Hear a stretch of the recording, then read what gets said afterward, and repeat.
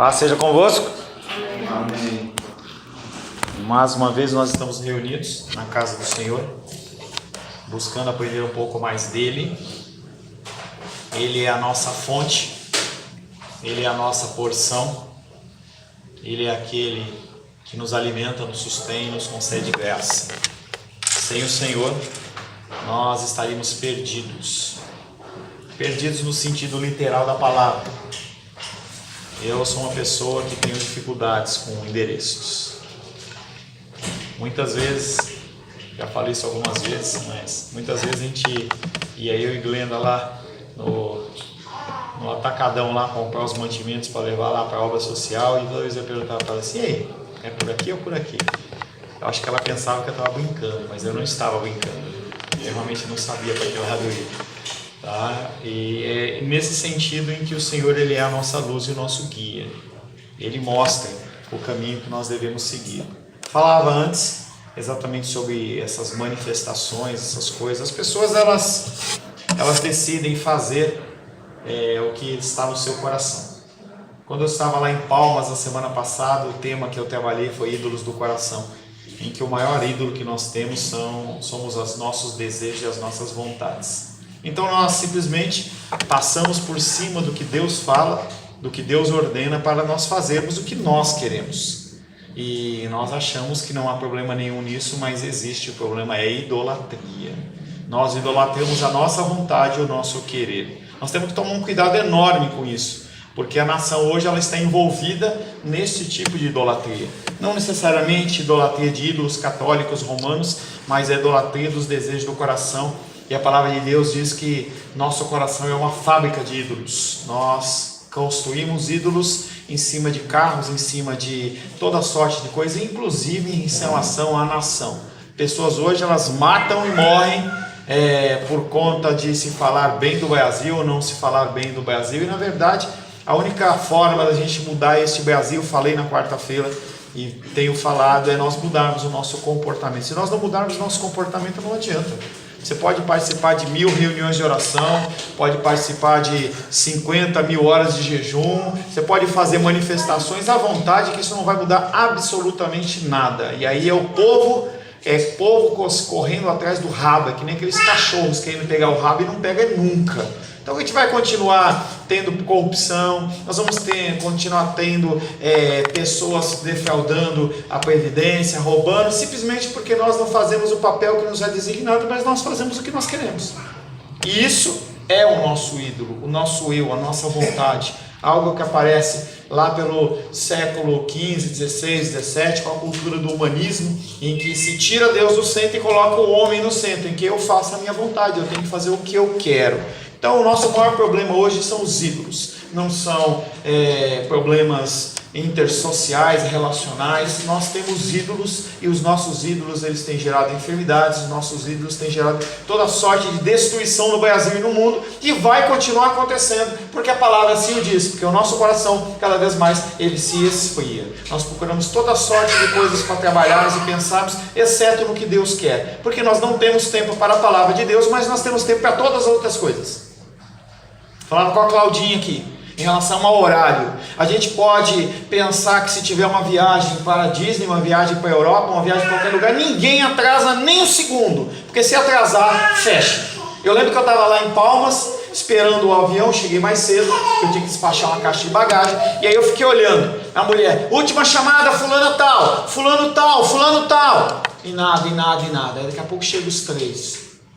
10 minutos antes, não dá para parar o avião, não dá para fazer, não dá, perdeu, e não vai ter mais o que fazer, vai lá pagar mais R$1.500 na passagem, nunca mais atrasa, a menos que seja uma emergência. Nós lidamos com as coisas do Senhor de uma maneira irreverente, e nós achamos que nós somos filhos e filhas, e nós não estamos agindo como filhos do cão. Na verdade nós agimos como filhos do cão, porque nós idolatramos o nosso próprio eu e a nossa própria vontade.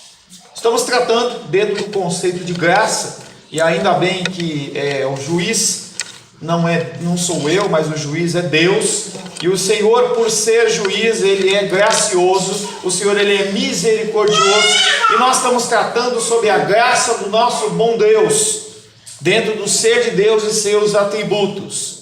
Falávamos na semana passada, ou melhor, na retrasada, que a entrada na glória é uma obra da graça. Você entra na glória por obra dele, porque se depender de você, você vai para o inferno e não vai para a graça.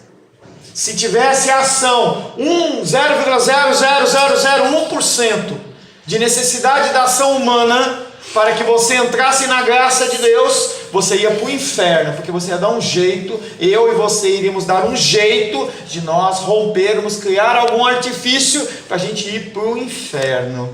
Mas a entrada na glória é uma obra da graça. A glória de Deus é a bem-aventurança da qual todos os crentes participarão, entendendo que crente, como eu já falei várias vezes, crente não é aquele que disse sim para Jesus, crente não é aquele que foi batizado nem que tem uma carteirinha de igreja, mas aquele que fez tudo isso e tem uma vida cristã segundo os princípios de Deus.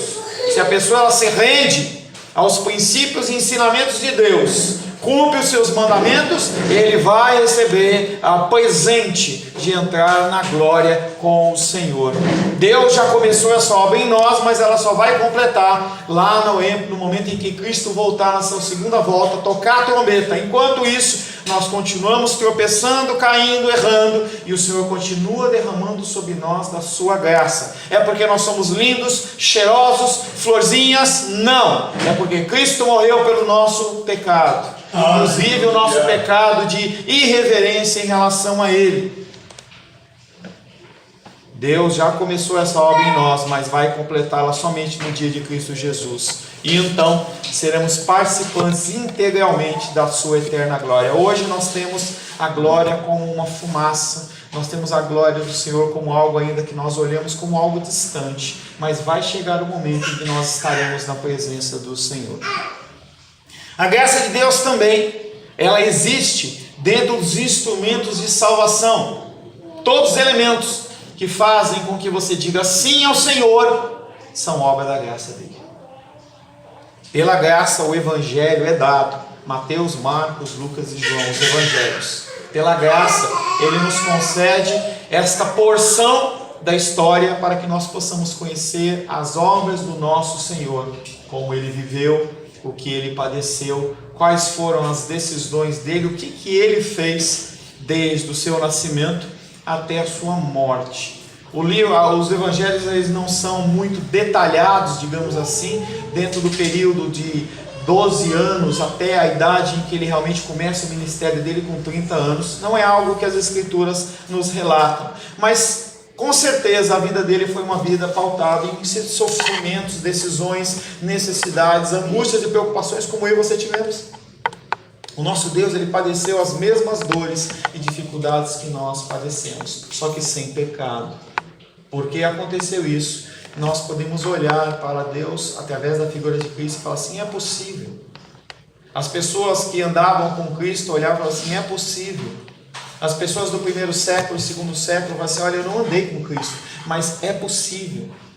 E quando nós lemos as Escrituras, se lemos, nós vemos também esses exemplos. Cristo, lógico que ele é muito mais do que um exemplo, mas também é um exemplo, em que ele padeceu fome, frio, rejeição. E você nessas situações, você tem que entender que quando você passa por isso, você não é porque você está sendo largado de lado, ou porque Deus não te ama, ou porque ele está deixando você abandonado. Não. A mesma forma que ele agiu com o seu filho amado, o seu filho unigênito, que ele age comigo e age com você. No sentido de Cristo, não no sentido de corrigi-lo, porque não havia o que corrigi-lo.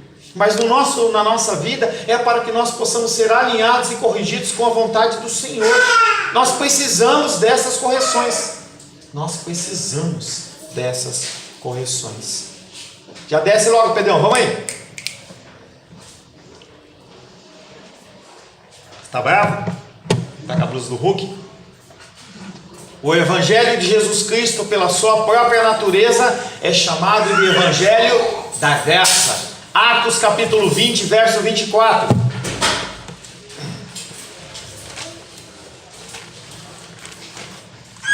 Atos capítulo 20, versos 24.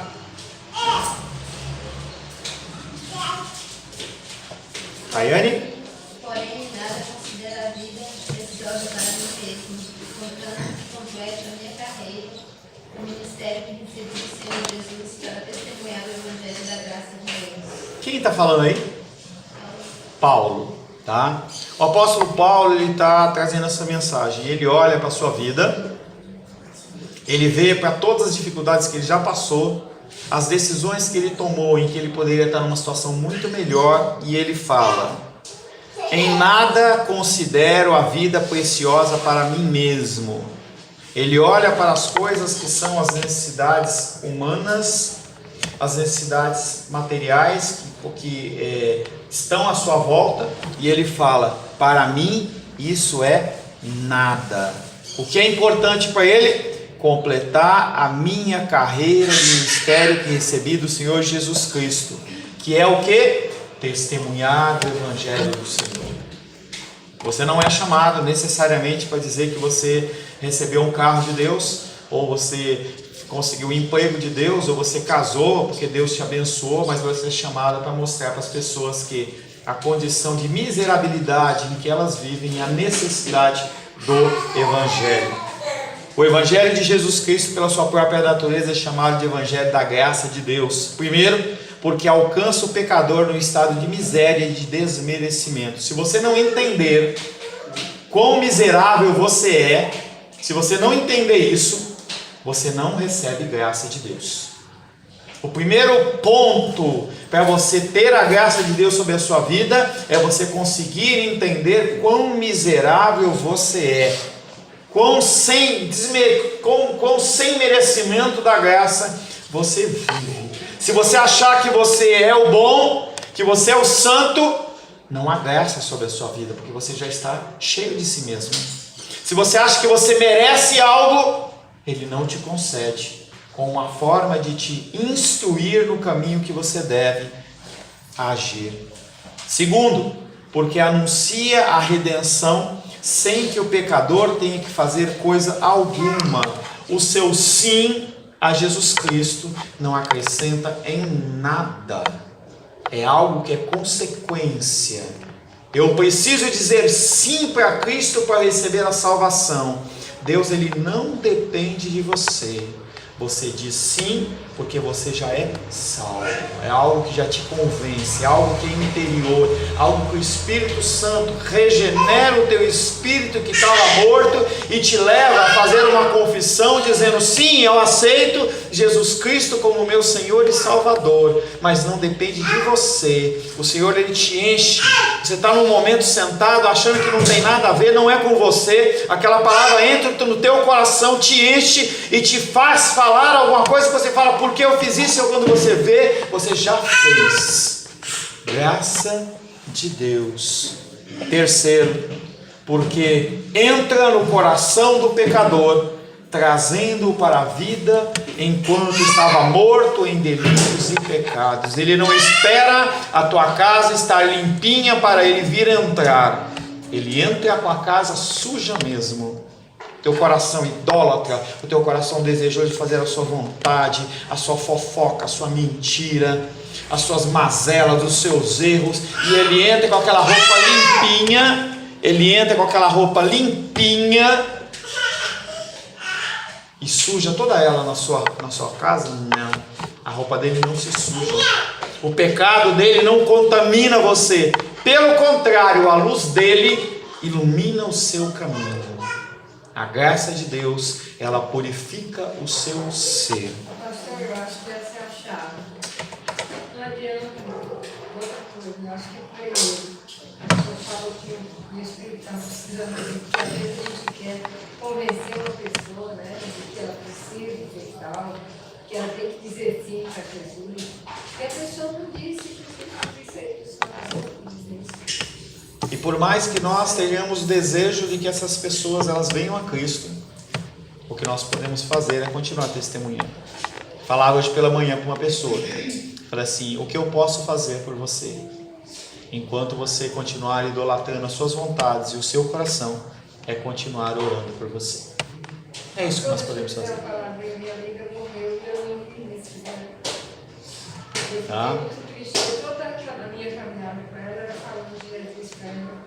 E esperando um dia ela dizer sim, mas ela nunca disse. É a nossa função. Eu um dia Deus me falou em Mateus que não era assim, não, que só ia a Jesus quando Deus enviasse.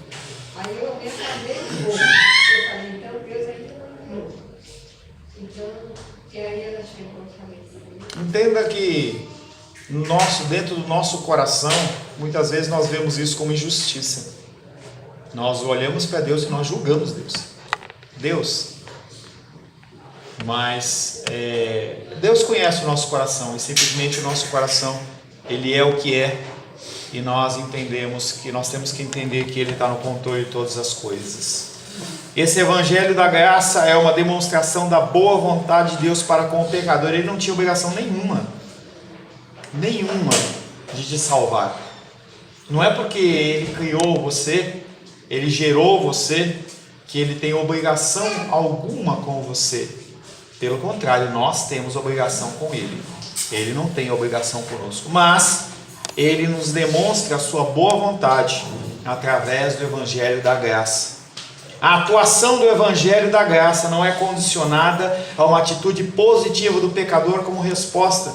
E aí eu já falei isso agora e volto a dizer, quando você entender isso, é como se saísse um peso do seu ombro. Eu não tenho que correr atrás. Eu ajo como consequência.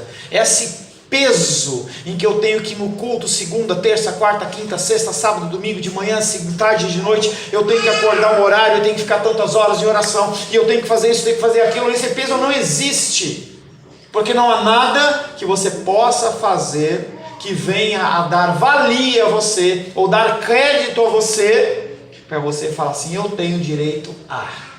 Não há. Ao contrário, quando o pecador responde ao evangelho, é porque a graça desse evangelho já o alcançou. Esse evangelho anuncia o perdão de Deus aos pecadores por quem Cristo morreu. Todo pecador por quem Cristo morreu é alcançado pelo evangelho da graça de Deus de maneira inescapável. Bendito o evangelho da graça de Deus. O evangelho é uma graça de Deus. Mas também o restante da palavra do Senhor é uma graça de Deus que nos é dada.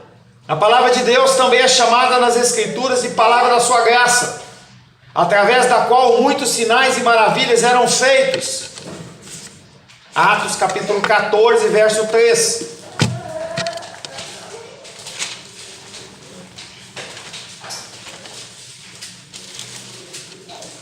Atos 14, 3.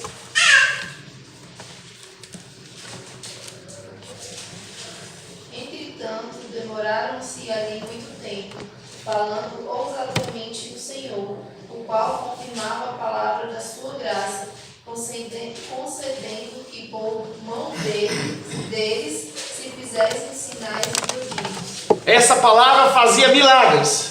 Essa palavra faz milagres. A mesma palavra que era, ela o é hoje e vai ser eternamente. Essa palavra que é chamada, essas escrituras que são chamadas de palavra da sua graça, elas faziam milagres e maravilhas, mas elas fazem muito mais do que isso. Se a palavra de Deus apenas servisse para expulsar demônios, se a palavra de Deus servisse apenas para curar enfermos, se a palavra de Deus servisse apenas para ressuscitar mortos, seria nada mais, nada menos do que uma palavra mágica, se fosse só isso. Mas ela é muito mais do que isso. Ela nos restaura. Se você tiver algo a falar a alguém, fale das Escrituras e não do teu testemunho. Eu fui isso, fui aquilo, isso, Pai de Santo. Essas coisas não mudam ninguém. Eu vim aqui falar para você das bênçãos que Deus me concedeu, não cura ninguém. E essa cura é muito mais importante, a cura espiritual, do que a cura física. Porque a cura física, ela ocorre, mas daqui a pouco você está com dor em outra coisa. Nós não vamos ficar com os nossos físicos intactos até a nossa morte. Nós padecemos. Agora, aquele que tem a salvação em Cristo Jesus é diferente. Essa palavra da graça fazia e faz muito mais do que simplesmente milagres. Ela causava o crescimento dos crentes em santificação. Atos capítulo 20, verso 32.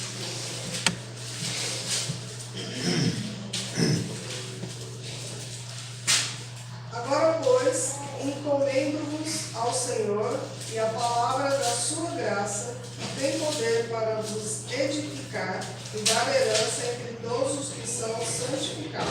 Agora, pois, encomendo-os ao Senhor a palavra da sua graça, que tem poder para vos edificar e dar herança entre todos que são santificados. E ele não está falando em bênção material aí, ele está falando de restauração espiritual.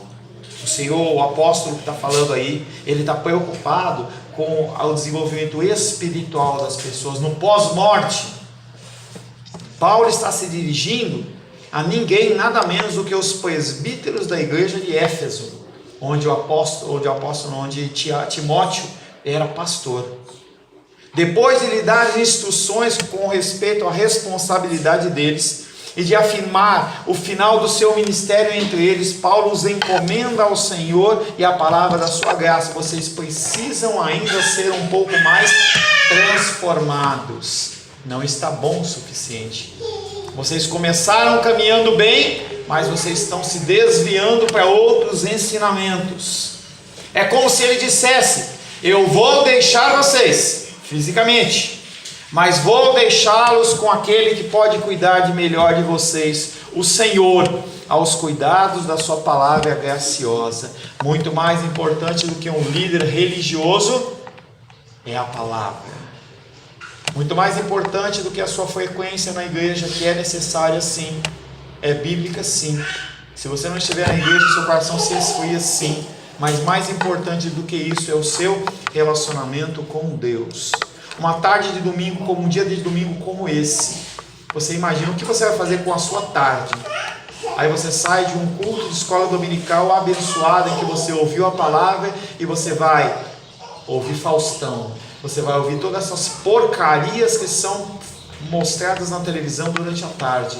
Você vem à noite para o culto noturno com que coração?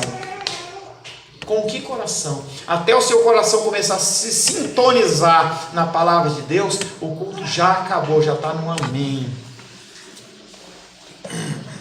Essa palavra é do Senhor, e por isso ela tem alguns propósitos graciosos. A palavra de Deus, ela tem propósitos graciosos, e eu separei 3 deles para falar para você. Primeiro, edificação.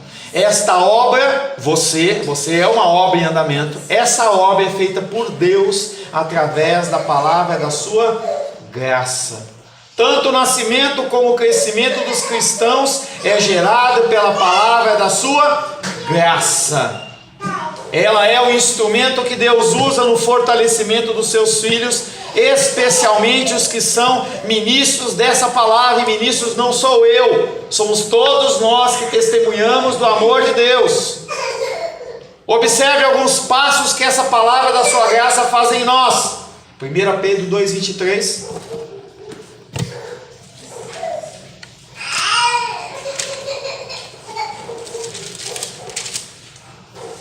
Pedro, capítulo 2, verso 23. Ele foi ultrajado e lhe dava contrária, os maltratados não faziam mas entregava-se àquele que julga retamente. Quando você tem contato com a palavra do Senhor, quando você é ultrajado, você não revida com ultraje, não é olho por olho, dente por dente. Quando maltratado, não fazia ameaça, mas entregava-se àquele que julga retamente. É uma mudança que a palavra de Deus nos faz. Como nós reagimos. Somos vivificados em nossa angústia.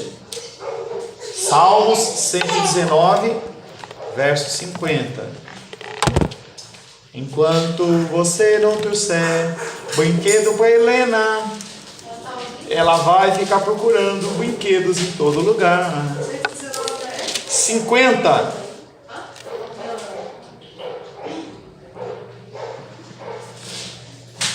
O que me consola na minha angústia é isso, que a tua palavra me vivifica. O que me consola na minha angústia é a tua palavra. O que acontece com as pessoas que não têm problema biológico e são depressivas, têm toda sorte de transtornos? Há pessoas que se suicidam, são pessoas que não têm o quê? O consolo da palavra do Senhor. O que me consola na minha angústia, e eu fico angustiado, você fica angustiado. As situações, elas ocorrem da mesma maneira, fora da igreja e dentro da igreja, da mesma maneira. O problema não, a solução é que para nós que temos um tempo de leitura e busca de Deus através da palavra, nós temos a palavra que nos consola. E aquele que não tem a palavra busca satisfação no quê? Nas coisas do mundo, que são coisas que são passageiras, coisas que não nos alimentam definitivamente. É aquela palavra que Jesus Cristo estava junto da mulher lá no tanque de Betesda, e ele fala assim: se você beber desta água, você vai voltar a ter sede, mas se você beber da água que eu te dou, você nunca mais terá sede. Não está falando de sede de água, está falando de sede do Espírito, sede de conforto, sede de consolo. Nós somos alimentados. 1 Pedro, capítulo 2, verso 2.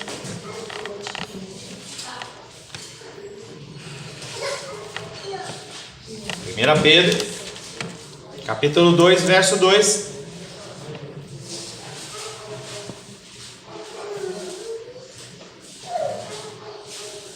Desejai ardentemente, como crianças recém-nascidas, o genuíno leite espiritual, para que, por ele, vos seja dado um crescimento para a salvação. O apóstolo Pedro está dando uma solução. Você está com dificuldade? Desejai ardentemente. Não é um desejo qualquer. Não é você parar assim na frente da geladeira e você fala assim: eu estou com vontade de comer algo e não sei o que é. Aí você abre a geladeira e fica lá com a geladeira olhando para ela. O queijo olha para você, a fruta olha para você, o suco olha para você, e você fala assim: ah, não quero. Daqui a pouco volta, daqui a 5 minutos você volta e olha tudo de novo. Não é esse desejo, é um desejo ardente. É aquele desejo que quando você precisa de uma maneira, você precisa, fica um tempo grande sem beber água. Ou então, melhor, exemplo legal, se você é que nem eu, que você respira pela boca, e quando você dorme, você acorda com a boca seca, aí você precisa beber água, a tua garganta está assim, está travada, você precisa beber água. Desejai ardentemente, como crianças recém-nascidas, o genuíno leite espiritual, para que por ele você seja dado crescimento para a salvação.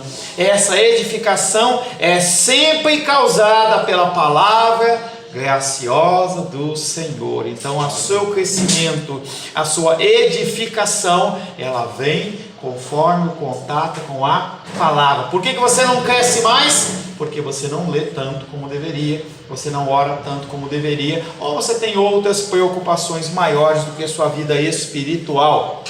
Também nós temos uma herança. Colossenses capítulo 1, verso 12.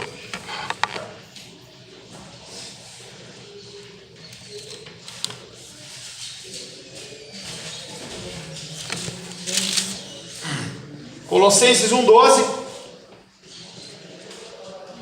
Dando graça ao Pai que nos fez idôneos para participar da herança dos santos na luz. Tá? Dando graças ao Pai que vos fez idôneos, a parte que vos cabe da herança. Através da palavra nós temos direito ao quê? Uma herança. Atos capítulo 26, verso 18.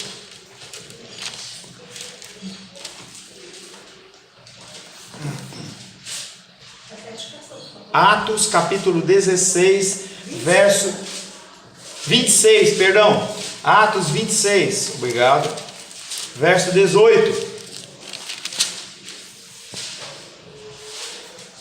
Para lhe abrir os olhos e os converteres das trevas para a luz, e de potestades de Satanás para Deus, a fim de que receba ele remissão de pecados e herança entre os que são santificados pela fé em mim. Através da palavra de Deus, Ele abre os nossos olhos. Através da palavra de Deus, Ele nos converte das trevas para a luz, de Satanás para Deus, a fim de que recebamos a remissão dos nossos pecados e a herança entre os que são santificados pela fé. E fé é o quê? A certeza de algo que você não vê, mas que está gravado no seu coração. A herança que os cristãos recebem é resultado da graça de Deus por meio do poder da palavra da sua graça. A palavra não somente nos informa sobre essa herança, mas também a concede. Não é simplesmente um outdoor falando assim, aqui tem graça. Ele mostra como adquirir, como viver esta herança. Que herança é essa? Tomamos posse da herança pela promessa graciosa da palavra, mas que herança é essa? Tudo aquilo que Deus nos dá em Cristo e com Cristo. Somos herdeiros de Deus e co-herdeiros com Cristo. Herdamos a vida, as riquezas e a filiação por adoção de filhos, agora que temos os privilégios de filho, herdamos o mundo que pertencia aos mansos, herdamos o céu e a nova terra. E a palavra de Deus diz que nem olhos viram, nem ouvidos ouviram, é o que Deus tem separado para aqueles que creem nele, para aqueles que são os filhos. Nós não conseguimos imaginar, não dá para a nossa mente, por mais fértil que seja, imaginar o que vai ser o momento na glória com o Senhor. Se nós conseguíssemos contemplar isso, nós agiríamos diferente? Não, porque a palavra de Deus está falando, e mesmo assim nós não acreditamos. Lembra da parábola do rico e Lázaro? Rico e Lázaro morreram. O rico comia e se regalava, e Lázaro, ele comia dos migalhas da mesa que caiu. Os dois morreram. Um foi para o inferno e o outro foi para o seio de Abraão. E aí o rico está lá sofrendo e fala assim: Lázaro, molhe o seu dedo mindinho na água e deixa cair uma gota na minha língua para me purificar. Não tem como fazer isso, o abismo é muito grande. E aí ele fala para o Senhor: Senhor Abraão, manda alguém para falar para essas pessoas como é terrível aqui e como é bom lá. Já tem os profetas, mas manda um anjo, não adianta. Mas manda alguém dos mortos. Quando alguém vê alguém dos mortos lá, os meus filhos, as minhas filhas, os meus irmãos, os meus pais, eles vão falar assim: eu vou dar. Não adianta. O coração do homem, pelo coração do homem, ele não quer isso. Ele quer satisfazer os desejos do seu coração. Por mais que o Senhor ele expresse as maravilhas dele na palavra, nós continuamos, na qual eu faço parte, nós continuamos nos deleitando nos nossos desejos, nas nossas vontades, ao invés de nos dedicarmos às coisas do Senhor. Nossa igreja está vazia. Onde estão essas pessoas? O que elas estão fazendo? Será que elas não estão aqui por alguma dificuldade? Será que todos estão enfermos? Como a Lourdinha e a titia Bené? Será que opções não foram tomadas? Porque à noite eu quero fazer isso, eu quero fazer aquilo outro, estou cansado, eu preciso dormir, preciso encher uma laje, tenho que ir no aniversário fazer um churrasco. Será o que é? Entenda que eu não estou aqui como juiz de ninguém. Quem está juiz é o Senhor. É o Senhor que Ele vai olhar. Mas o que acontece? Não adianta essas coisas serem reveladas para nós, porque nós não vamos aceitá-las.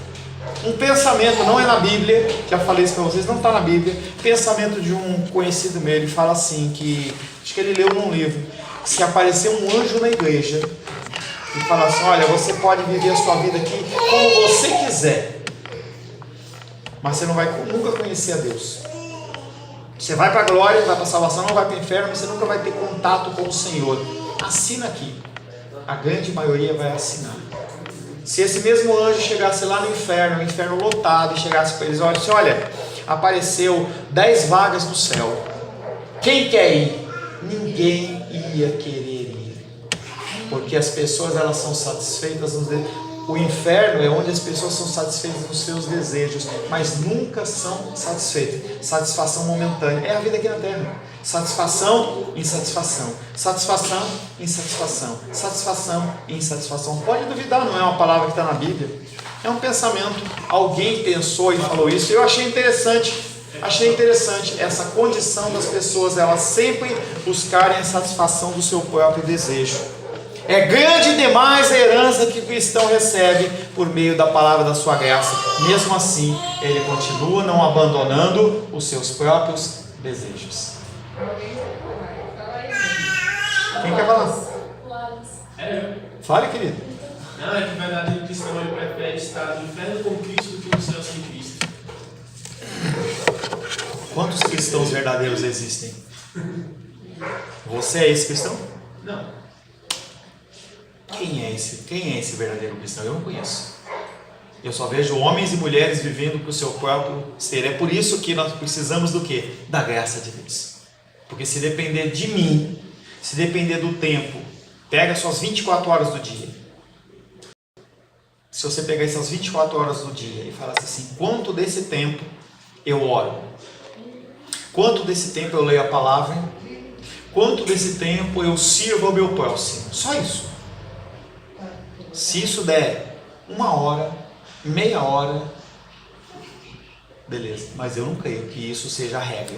A regra são outras coisas. A pessoa acorda desesperada, aí eu preciso tomar café, eu preciso trabalhar, fazer isso, aquele desespero, eu preciso.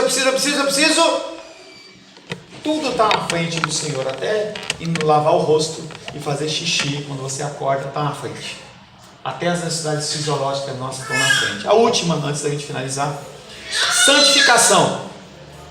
É a palavra da sua graça que causa em nós todas as manifestações de pureza que nos conduzem à santidade. E essas coisas que eu estou falando para você, se não for o evangelho da graça, entra por um ouvido e sai pelo outro. Nem pensar nisso você vai pensar.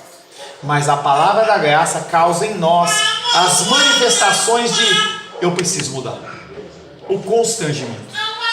Quando eu falo algo que é do Senhor, que você abaixa a cabeça, ou você olha, se espanta, é porque algo foi falado diferente daquilo que você acredita, ou que o teu coração normalmente aceita, ouve, e aquilo te incomoda. Isso é Espírito Santo. Porque se fosse uma pessoa entregue ao seu próprio coração e à vontade do mundo... Estava conversando com a Rosângela, ela estava vendo uma pregação de um pastor famoso.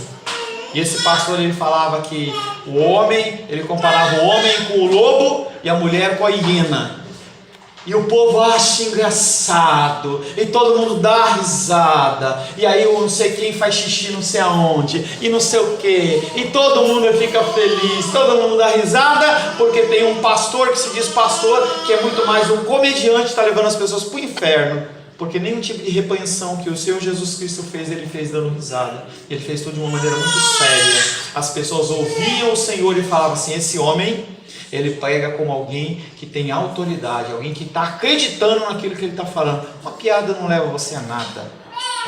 As duas palavras anteriores, edificação e herança, tornam-se uma realidade somente naqueles que estão sendo santificados. Somente estes é que recebem a influência da palavra graciosa de Deus. Não é difícil perceber que a graça de Deus, através da sua palavra, permeia todos os setores da vida dos santos de Deus. Você tem que entender que esta graça de Deus, quando ela entra na sua vida, ela não fica num cômodo, ou numa caixa, ou num pedaço. Ou ela invade tudo, ou ela não invade nada. Não quer dizer que você não tem uma transformação progressiva, mas a graça, ela nos invade, é como se fosse uma onda batendo em nós, assim, pá! Tem que gerar mudança, tem que gerar transformação. A palavra de Deus, ela nos edifica, ela nos garante que nós temos uma herança. A tua vida, ela não acaba aqui. A tua vida, ela não transforma, você fez coisas erradas, aí você na próxima encarnação, você vai nascer um gato, você vai nascer uma sardinha, você vai nascer uma pessoa, um escravo. Não é isso. Você vive uma vez só. Uma vez, você tem uma chance. Não há segunda chance. Uma chance. A sua vida é uma chance que Deus dá para que você viva uma vida segundo os padrões dele. E essa vida, ela muda, é transformada e edificada através da santificação do Senhor. Tudo isso objeto da graça dele. Você está aqui hoje pela graça dele. Não é porque eu sou legal, não é porque...